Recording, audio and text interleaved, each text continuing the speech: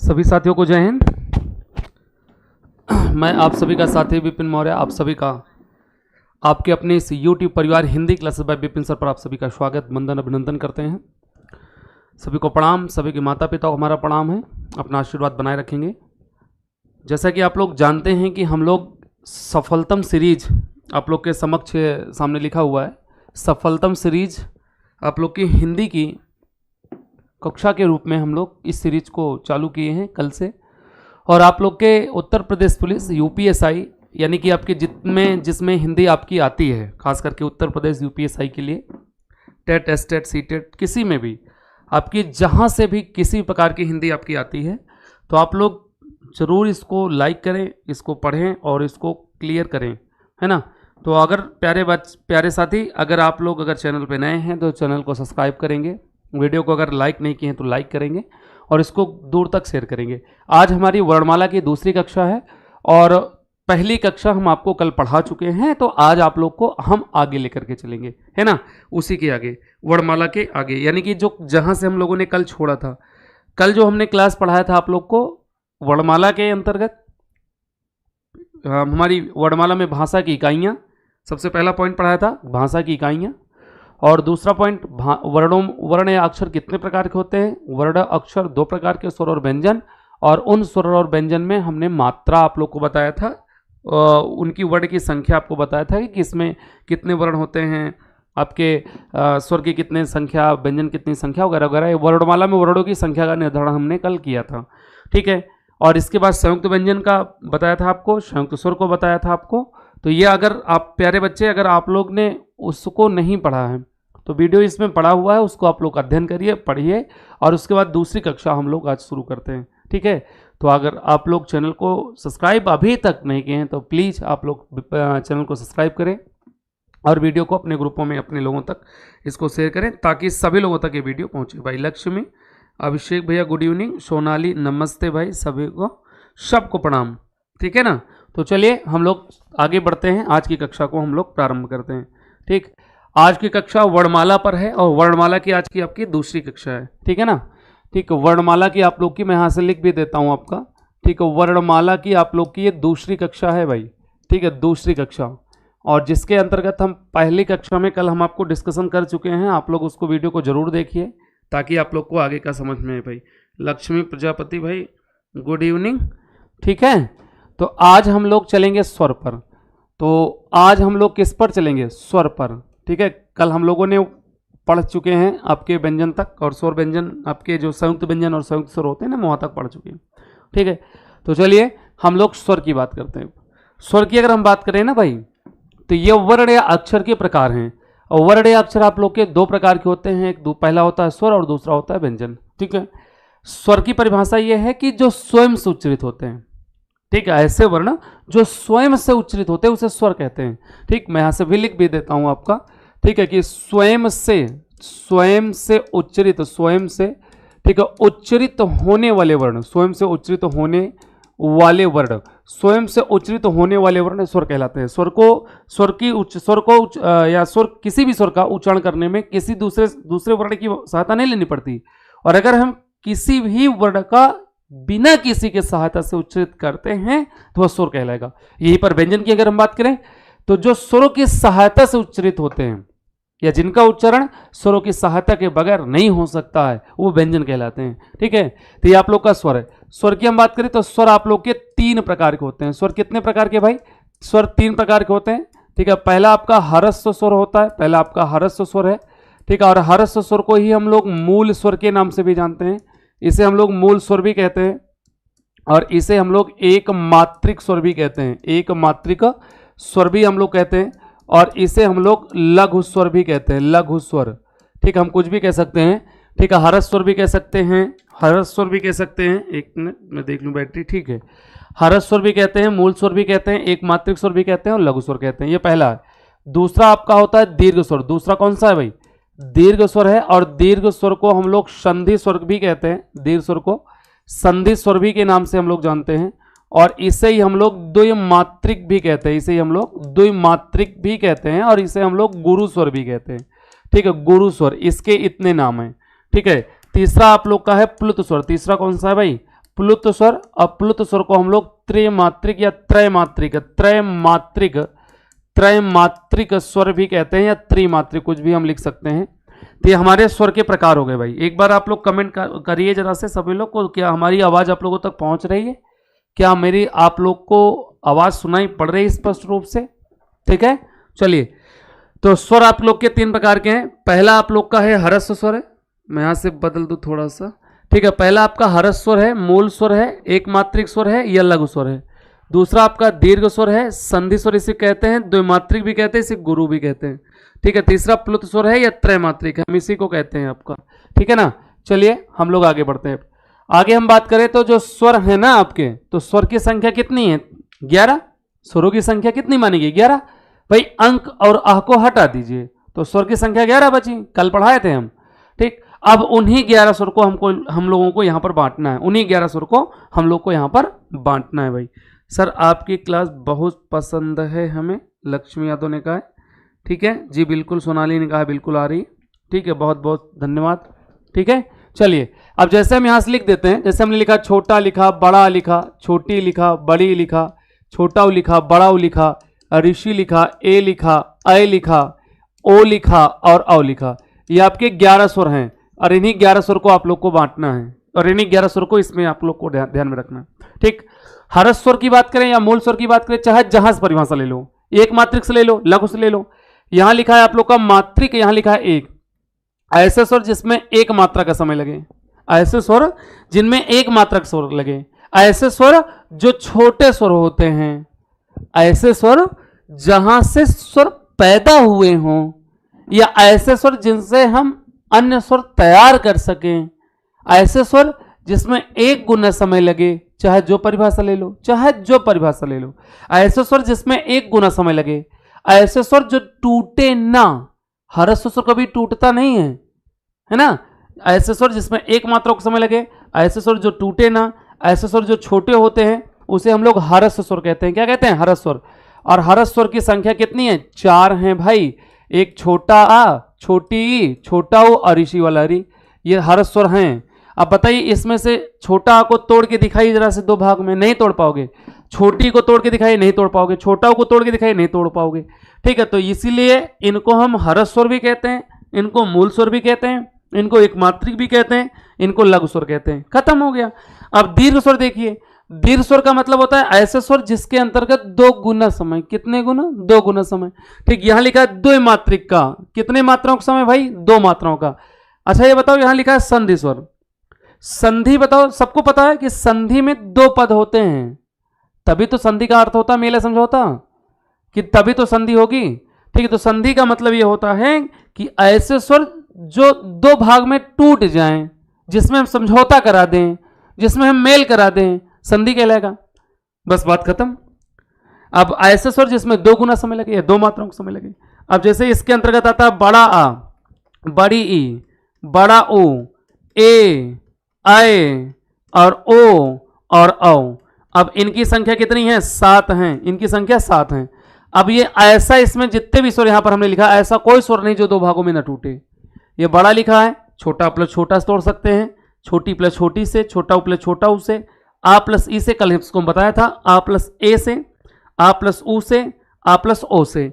ये आपके सभी स्वर टूट रहे हैं ना, इसलिए कहते हैं 2 मात्राओं का समय, इसलिए कहते हैं संधि स्वर, इसलिए कहते हैं दीर्घ स्वर, इसलिए कहते हैं गुरु स्वर। आप लोग हरस्व स्वर, गुरु, गुरु यानी लघु और गुरु सुने होंगे छंद के अंतर्गत, जिसमें 2 मात्रा वो गुरु स्वर, जिसमें 1 मात्रा वो लघु स्वर या हरस्व स्वर, ठीक है। उम्मीद करते हैं कि आप लोग को ये बात समझ में आई होगी, ठीक। तो ये दीर्घ स्वर की संख्या कितनी है? 7 है।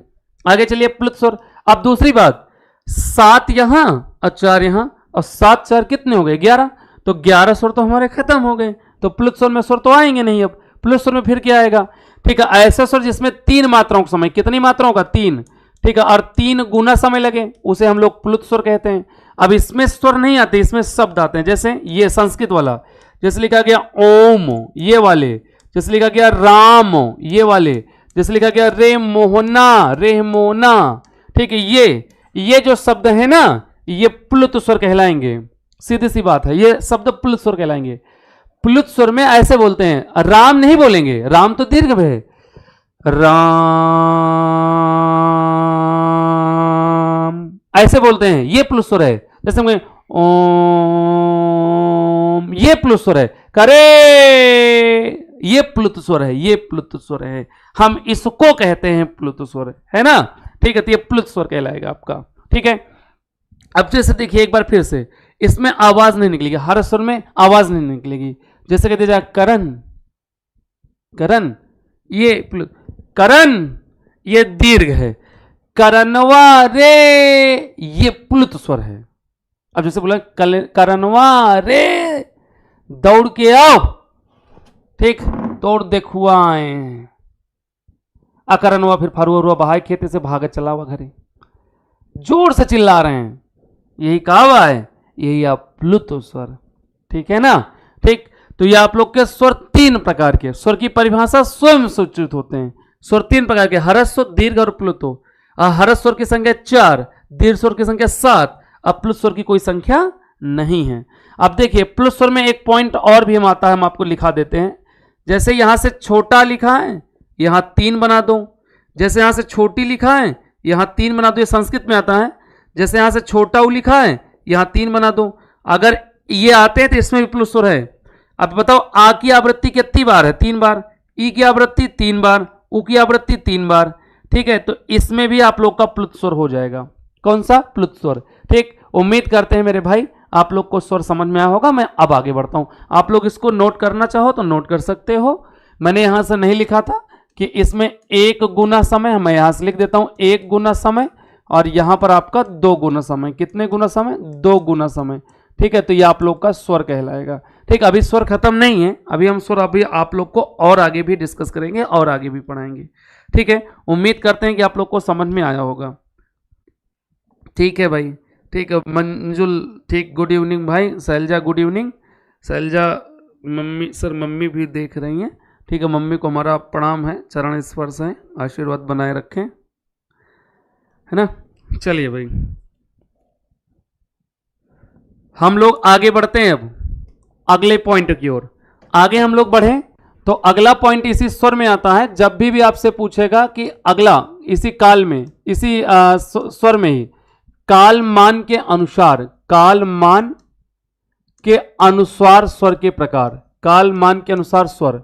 ठीक है, तो मेरे भाई काल मान के अनुसार स्वर जो होते हैं ना 3 प्रकार के होते हैं। ठीक है, देखिए कैसे। ठीक है, एक आपका होता है मूल स्वर, ध्यान से देखते रहिएगा, ये भी बहुत इंपॉर्टेंट है, मूल स्वर। ठीक, और एक होता है आप लोग का संधि स्वर। एक आपका कौन सा? संधि स्वर, संधि स्वर। और एक आपका तीसरा होता है प्लुत स्वर, तीसरा आपका होता है प्लुत स्वर। ठीक, संधि स्वर के 2 भेद होते हैं। संधि स्वर के कितने? 2 भेद होते हैं। ठीक है, एक होता है आपका मूल दीर्घ स्वर, मूल दीर्घ स्वर, मूल दीर्घ स्वर। ठीक है, और एक आपका होता है संयुक्त स्वर, एक आपका संयुक्त स्वर, संयुक्त स्वर। बहुत ध्यान से देखेंगे, बहुत अच्छे समझ में आएगा, आप निश्चिंत रहिए। ऐसा कोई टाइप नहीं और ऐसा कोई टॉपिक नहीं जो मैं पढ़ाऊं और आपको समझ में ना आए। ठीक है, अब देखिए भाई, यहां से अब आप लोग का ये काल मान के अनुसार स्वर लिख दिया हमने। आप लोगों ने मूल स्वर अभी पढ़ा आपने कि मूल स्वर में आपका छोटा, छोटी, छोटा और ऋषि वाला री आता है, ये आपने मूल स्वर में पढ़ा। हमारा मेन मुद्दा पता है क्या समझाने का? ये समझाने का है। ठीक, अब जब तुमसे ये पूछेगा, बच्चे यहां खूब गलती करते हैं, जब तुमसे पूछेगा कि संधि स्वर के कितने भेद होते हैं, यहां लिखा संधि स्वर, भाई देखिएगा ध्यान से। जब तुमसे पूछेगा कि संधि स्वर के कितने भेद, तो 2 भेद होते हैं। ठीक है, एक आपका मूल दीर्घ और एक आपका संयुक्त।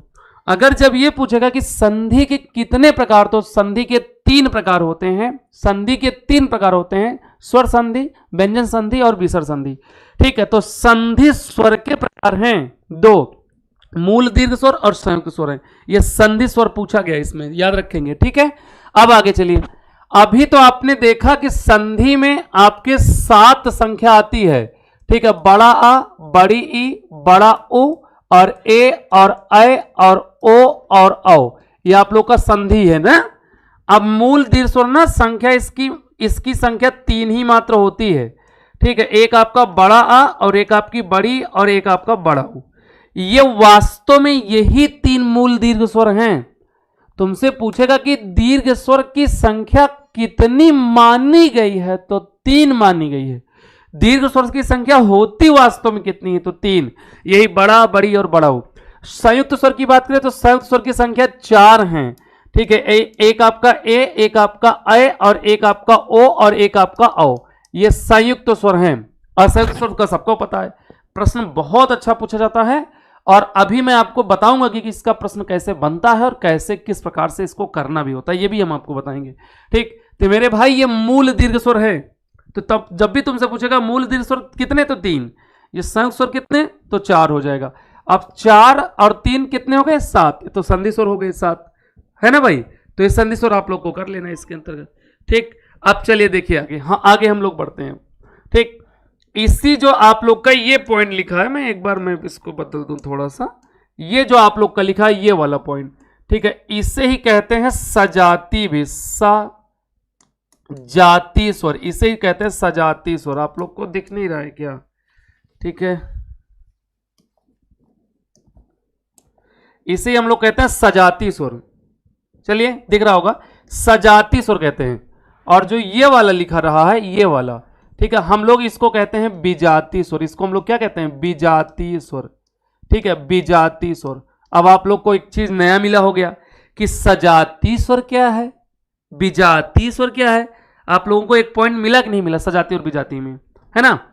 ठीक है, सजाती को हम 2 भाग में तोड़ेंगे तो ये आपका टूटेगा सा प्लस किसमें, जाति में। मेन मुद्दा हमारा यही था।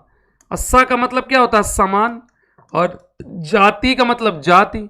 ठीक है, समान जात से बने स्वर सजाती कहलाएंगे। समान जात से बने स्वर सजाती कहलाएंगे। यहां से विजाति को तोड़ो तो यहां टूटेगा वी और प्लस जाति। अब वी का मतलब का अलग, ठीक है, और जाति का मतलब अलग जाति से बने स्वर विजाति कहलाएंगे। विजाति स्वर की संख्या 4, सजाती स्वर की संख्या 3। अलग अलग जातियों से निर्मित स्वर को हम लोग क्या कहते हैं, विजाती स्वर कहते हैं। और एक ही समान जाति से निर्मित स्वर को हम लोग क्या कहते हैं, सजाती स्वर कहते हैं। और सजाती स्वर की संख्या 3 और विजाती स्वर की संख्या 4। अब कैसे दादा, देखो कैसे कैसे समान जाति से होंगे। यहां देखिएगा, बहुत मन से देखिएगा, बता रहे हैं बहुत मन से। ये देखिए, ये बड़ा है, इसको कैसे बनाओगे, छोटा प्लस छोटा। ये बड़ी है, ये छोटी प्लस छोटी। ये बड़ा ऊ है, ये छोटा प्लस छोटा ऊ। ए भैया देखो, ये छोटा प्लस एक ही जात के हैं कि नहीं है।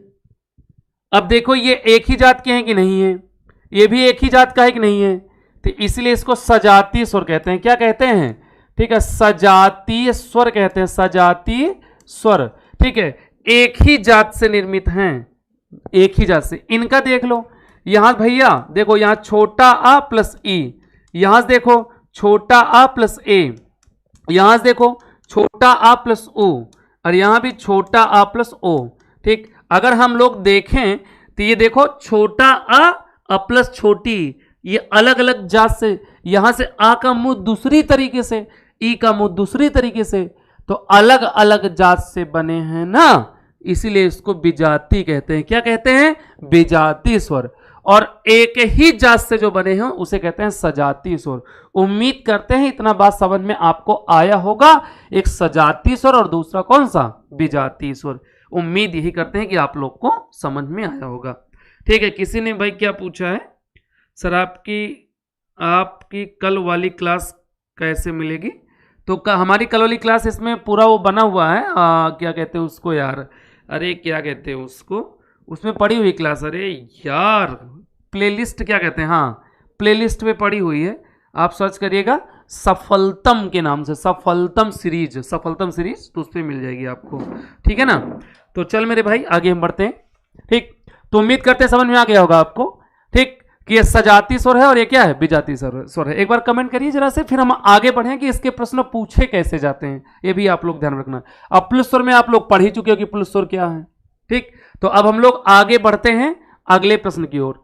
अब जैसे प्रश्न आप लोग का ये पूछा आपका कि इसमें से दीर्घ स्वर नहीं है। ध्यान सुनेगा, दीर्घ स्वर हैं, प्रश्न ऐसे पूछेगा, इनमें से दीर्घ स्वर है। जैसे पहला प्रश्न आपका ए ऑप्शन दिया, इसमें से आप लोग का ऑप्शन दिया ओ।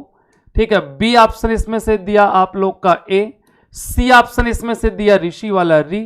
ठीक है, और डी ऑप्शन इसमें से दिया आप लोग का बड़ी ई। अब देखिए क्या पूछा है, दीर्घ स्वर हैं, दीर्घ स्वर हैं, तो दीर्घ स्वर तो ये भी है ये भी है, लेकिन अब यहां से प्रश्न को बदला है वो। अब यहां प्रश्न पूछा है कि जो वास्तव में दीर्घ होते हैं हमको उसको मारना है। ठीक, तो अब यहां से आप लोग बताएंगे इसका सही जवाब कौन सा होगा, बड़ी ई। अब यहां से इसको हम लोग संयुक्त स्वर मारेंगे। इसका प्रश्न ऐसे पूछा जाता है, ऐसे।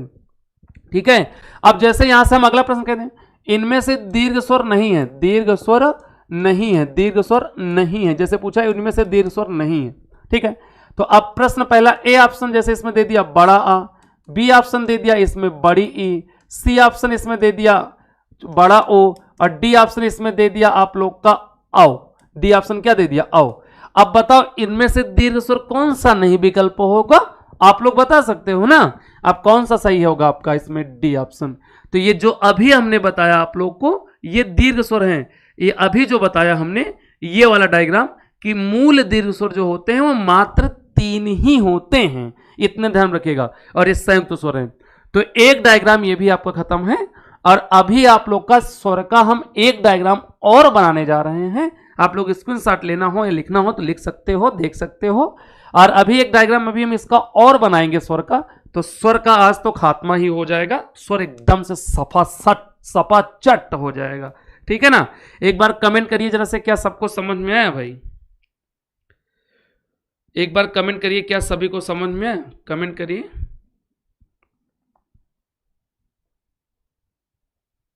फिर मैं आगे बढ़ूं।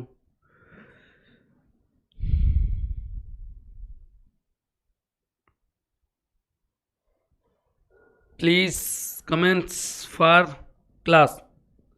चल चल भाई आगे, बिल्कुल भाई, हाँ हाँ आ गया, चलो ठीक। तो अब हम लोग चलते हैं, एक डायग्राम और बनाते हैं हम लोग। ठीक है, स्वर का वर्गीकरण, स्वर का वर्गीकरण, स्वर का वर्गीकरण। ठीक, और ये डायग्राम आपका होगा उच्चारण के आधार पर, उच्चारण। ठीक है, उच्चारण के आधार पर, उच्चारण के आधार पर। ठीक है, तो उच्चारण के आधार पर ये स्वर का डायग्राम है। ध्यान से देखिएगा कि आपको दिख रहा होगा, बिल्कुल दिख रहा होगा, कोई बात नहीं। ठीक है, तो उच्चारण के आधार पर हम लोग ये डायग्राम बना रहे हैं। देख मेरे भाई, यहां उच्चारण के आधार पर लिखा है, तो उच्चारण के आधार पर जो स्वर होते हैं ना, स्वर की संख्या 10 ही तो होती है, कल पढ़ाया था हमने। उच्चारण के आधार पर स्वर की संख्या 10 होती है, वही को यहां पर अब हमको बांटना है, वही स्वर यहां पर हम लोग को बांटना है पूरा। ठीक है, तो उच्चारण के आधार पर स्वर को 4 भागों में बांटा गया। कितनी भाग में, 4 भागों में।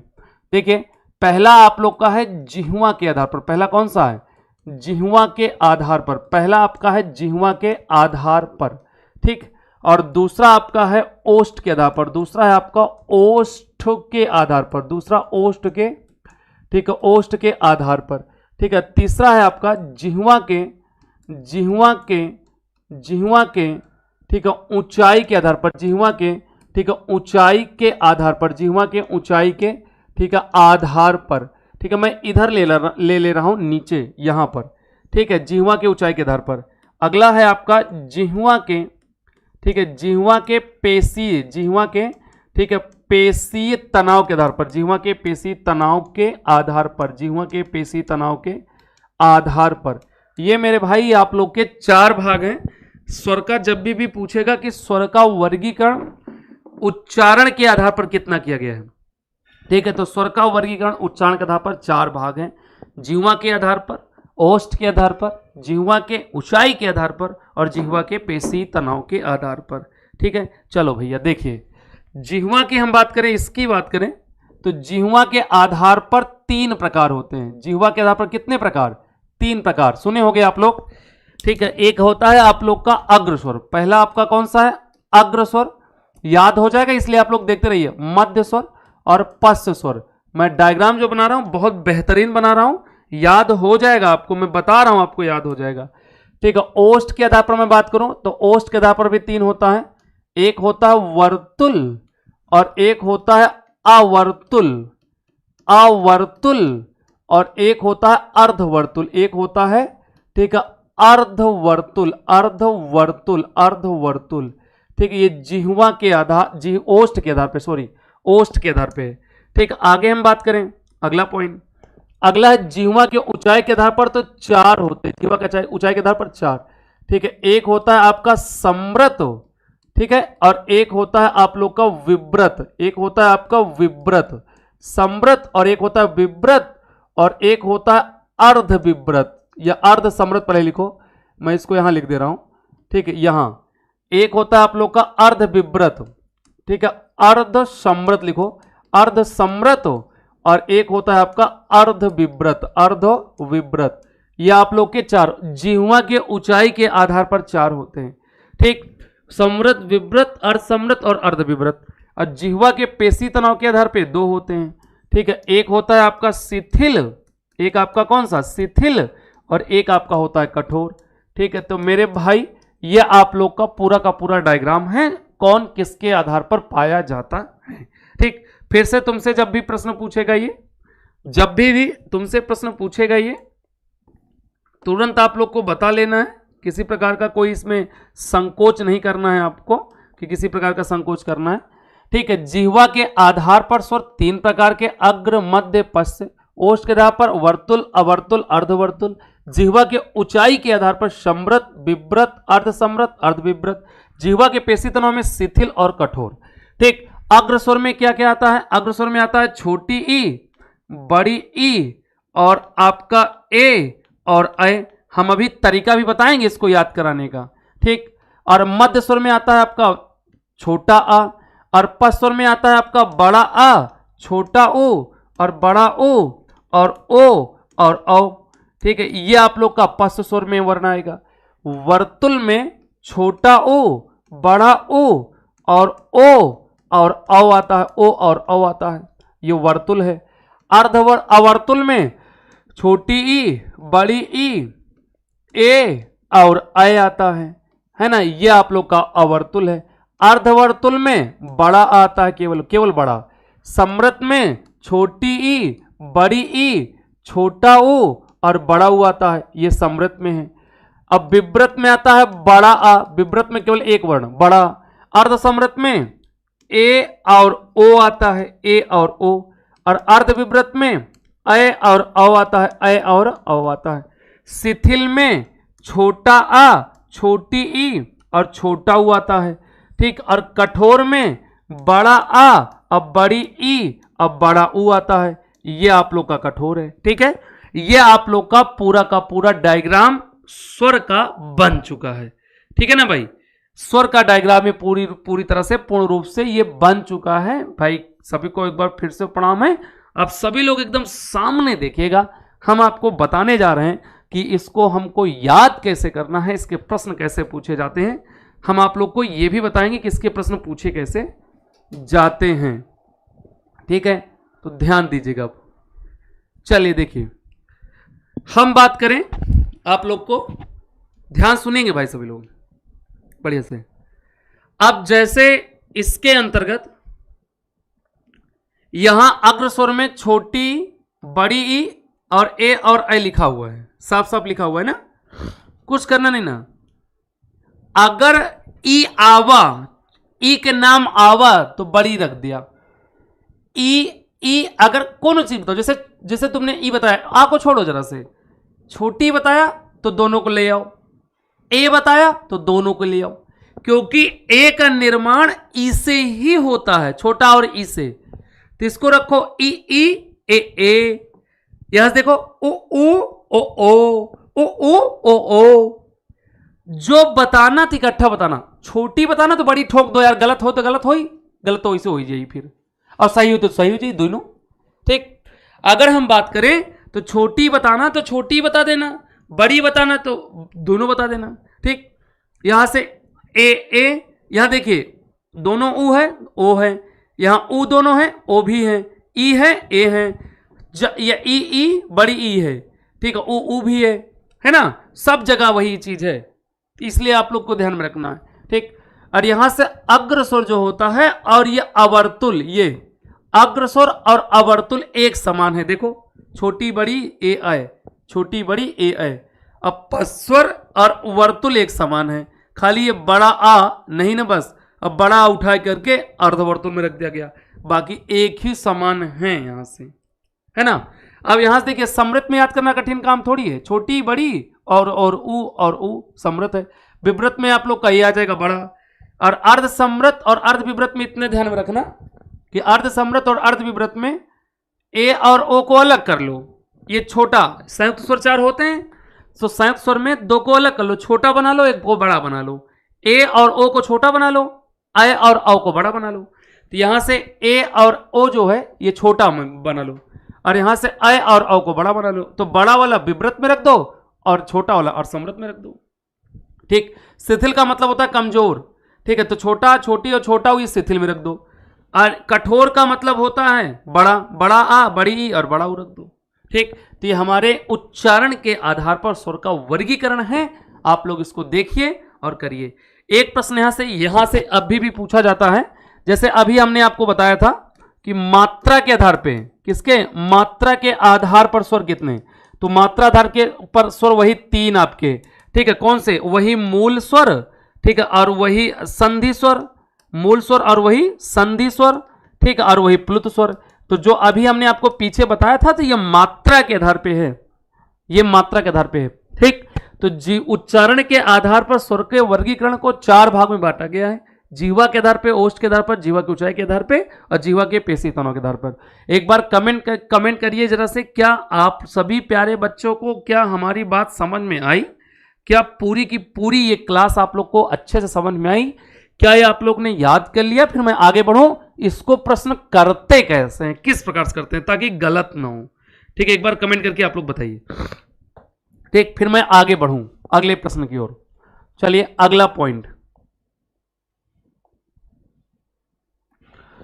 देखो भाई, इसको प्रश्न को कैसे हम लोग करते हैं, किस प्रकार से करते हैं, ये भी आप लोग को देख लीजिए कि इसको हम लोग कैसे किस प्रकार से प्रश्न को करते हैं। अब जैसे तुमसे पूछा इनमें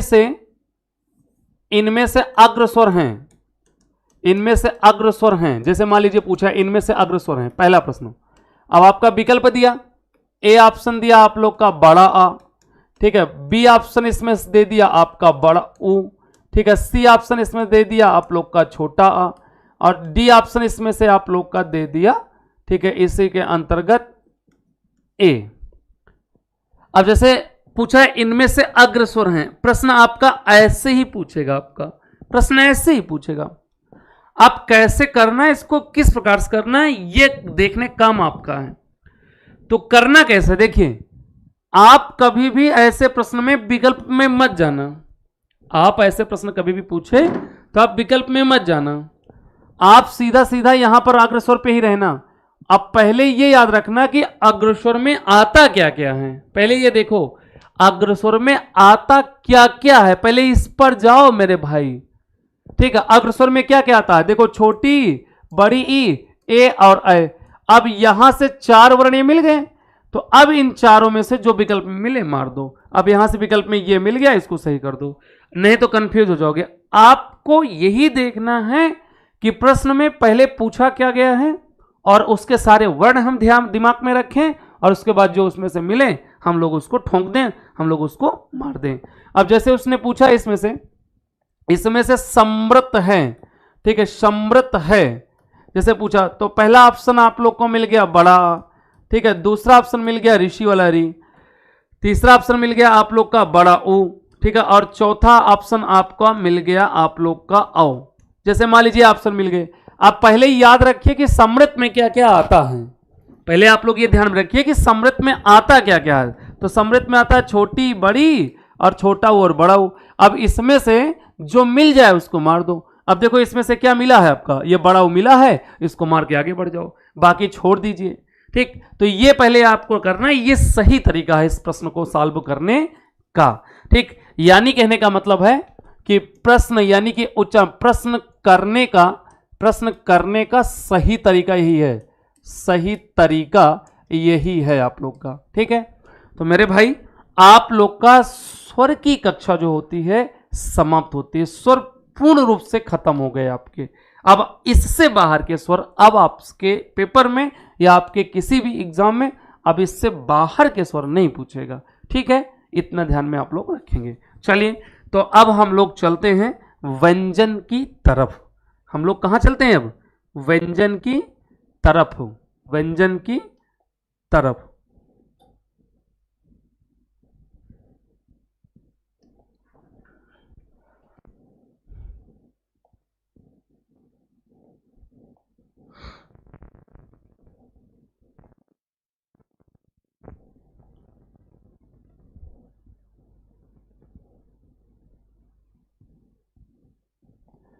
चलो, तो चलिए हम लोग चलते हैं व्यंजन की तरफ। एक बार लाइट जला लें, लाइट आ गई है, ठीक है।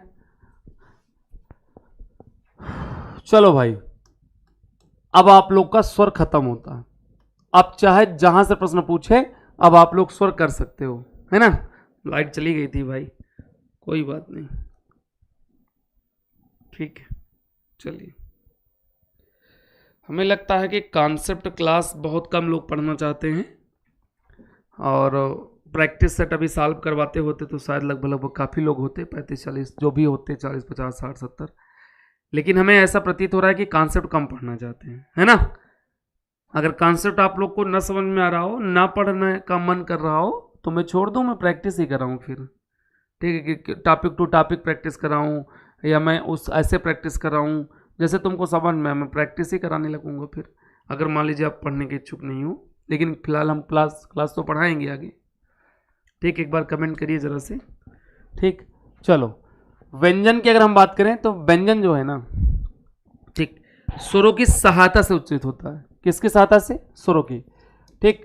तो स्वरों की सहायता से, स्वरों की, ठीक है, सहायता से, स्वरों की सहायता से, ठीक है, उच्चरित हो, स्वरों की सहायता से उच्चरित होने वाले वर्ण, उच्चरित होने वाले वर्ण, उच्चरित होने वाले वर्ण, ठीक है। स्वरों की सहायता से जिन वर्णों का उच्चारण होता है उसे हम लोग क्या कहते हैं? व्यंजन कहते हैं।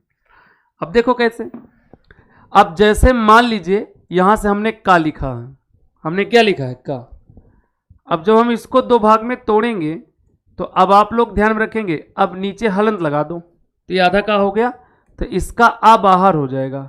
अगर हम ऐसे भी उच्चारण करें, का, आ रहा है ना, छोटा आ रहा है सभी में, तो ये स्वर ही तो है। और अगर किसी भी व्यंजन में स्वर नहीं रहेगा ना, तो व्यंजन हमेशा आधा हो जाएगा, ठीक, लंगड़ा हो जाएगा। व्यंजन कहता है यार स्वर भाई, बिना तोरे सहयोग के हम एक कदम नहीं चल सके। अगर तुम हमारे साथ छोड़े हो तो हम खटिया पकड़ ले, और हमारे साथे आए गए हो तो हम सीना तान के खड़ा हो जा, बोल कौन आया है, कौन आया है, ठीक है।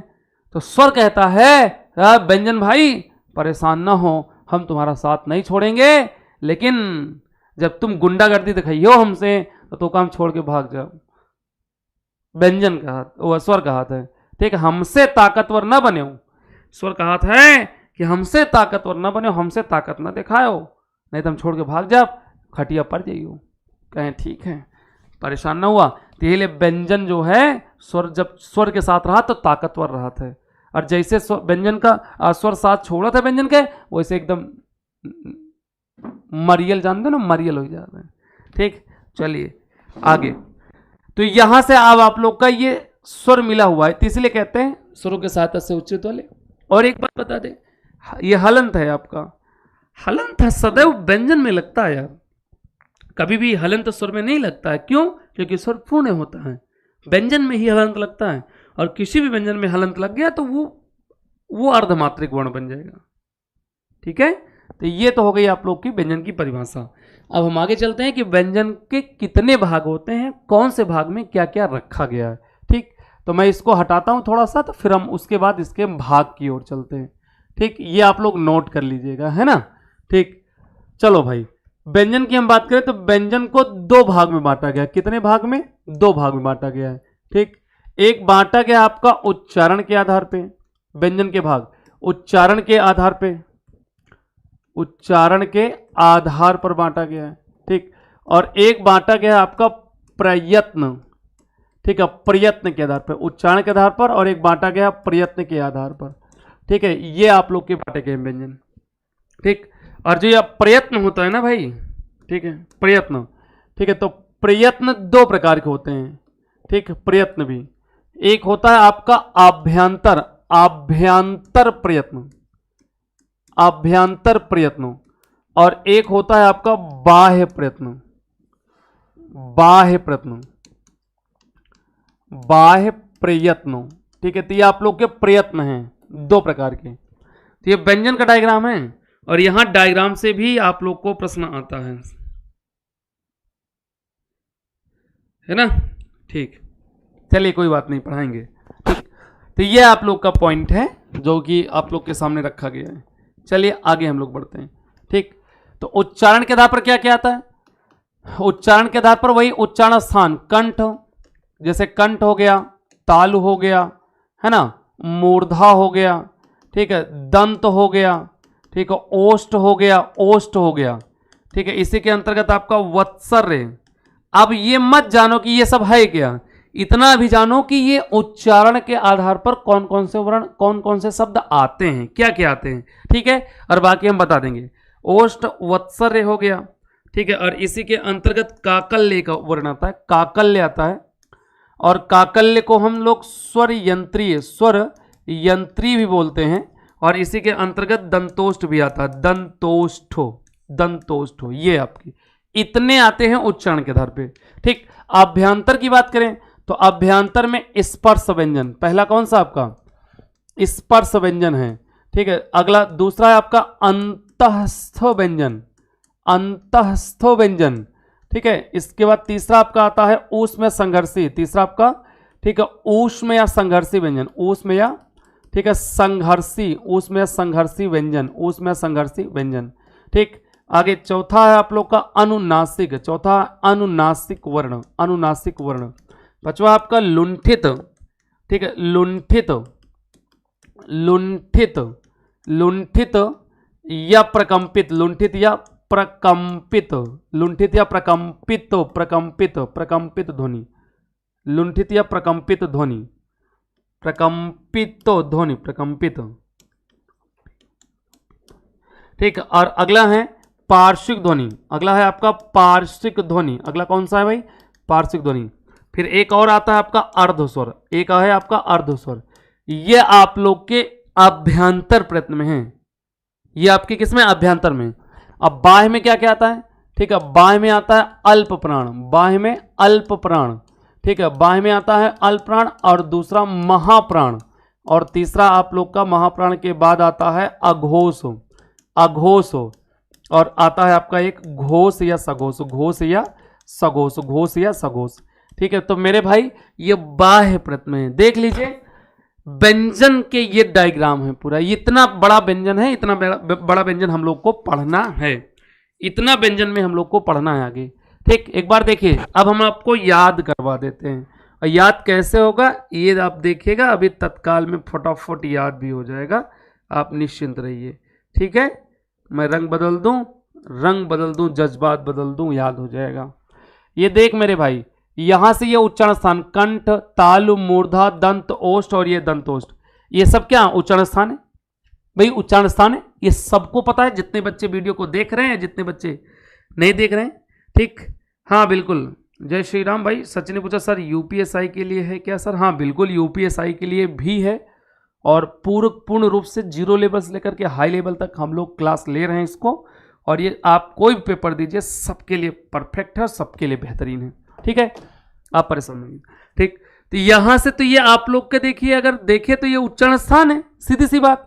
आप लोग को वत्सर्य और काकल्य याद रख लीजिए बस, और ये तीन ना, ये पहला ये, दूसरा ये, तीसरा ये तो व्यंजन के प्रकार है दादा, व्यंजन के प्रकार है ना, ये अभ्यंतर प्रयत्न में अनुनासिक, लुंठित, अपार्श्विक और अर्धस्वर याद रख लीजिए, ठीक है। और एक बात आपको बता दें, उच्चारण स्थान छोड़ दीजिएगा, अल्प प्राण, महाप्राण, अघोष और घोष, ये तो सबको पता ही है, ये बाह्य प्रयत्न में आते हैं।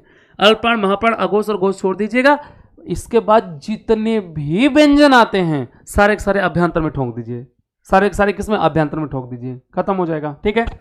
तो ये अल्प प्राण, महाप्राण, अघोष और घोष ये बाह्य प्रयत्न है। पूछेगा इसमें से अल्प प्राण व्यंजन के किस भाग में आते हैं, अभ्यंतर में या बाह्य में या उच्चारण में या किस में आते हैं, एक आध ऑप्शन और दे देगा, ठीक है। तो अभ्यंतर प्रयत्न में नहीं, अल्प प्राण, महाप्राण, अघोष और घोष बाह्य प्रयत्न में आते हैं, ठीक है। तो ये व्यंजन का डायग्राम था मेरे भाई। अब आप लोग इसको देख लीजिए, आप लोग एक बार नोट कर लीजिए, स्क्रीनशॉट लेना हो ले लीजिए, और इसको अपने किताब कापी पे आपको नोट करना है तो नोट कर लीजिए। ठीक, एक बार कमेंट में आप लोग कमेंट करके बताएं जरा से कि आज की कक्षा आप लोग को कैसी लगी। और अब हम लोग आप लोग को कल जो पढ़ाएंगे, कल हम आपको पढ़ाएंगे यहां से, ठीक है, व्यंजन के प्रकार। व्यंजन के प्रकार ये आप लोग की तीसरी कक्षा का मैटर है, ये आप लोग का तीसरी कक्षा का मैटर है, और आपकी ये तीसरी कक्षा होगी कल। ठीक है, तो आज आप लोग एक बार कमेंट करके बताएं कि आज की कक्षा कैसी लगी। और अगर आपको कक्षा समझ में आई हो या आप लोग को कक्षा अच्छी लगी हो तो वीडियो को लाइक करिए और शेयर कर दीजिए अगर लाइक आपने नहीं किया है तो। ऐसे ही आपको सुसंगठित और बहुत ही सरल भाषा में, जो कि एक ही बार में समझ में आ जाने वाली क्लास को अगर आपको पढ़ना है तो जरूर जुड़ें विपिन सर से, और इस क्लास को जरूर शेयर करें। और रोजाना जुड़िए शाम 8 बजे, और 8 बजे आप अपने आपको काबिज करिए और अपने आप को बना लीजिए, ताकि आप लोग को उठना बैठना ना पड़े। मिलते हैं कल, तब तक के लिए शुभकामनाएं एवं धन्यवाद। और सभी के माता पिता को हमारा प्रणाम है। आशीर्वाद बनाए रखिए, मेहनत करते रहिए, सफलता जरूर मिलेगी, फल जरूर मिलेगा, है ना। ठीक, मिलते हैं कल। अब हम आपको एक पंक्ति सुना देते हैं, मंजिल मिलेगी जरूर, मंजिल मिलेगी जरूर, जब फैले हुए तुम्हारे पर बोलते हैं। मंजिल मिलेगी जरूर, ये फैले हुए तुम्हारे पर बोलते हैं। अब खामोश रहते हैं अक्सर जमाने में, जिनके हुनर बोलते हैं, जिनके हुनर बोलते हैं। ठीक, तो निश्चित तौर पे आप लोग सफलता जरूर मिलेगी आपको। ठीक है, और आज यहीं तक। धन्यवाद, नमस्ते, प्रणाम, जय हिंद।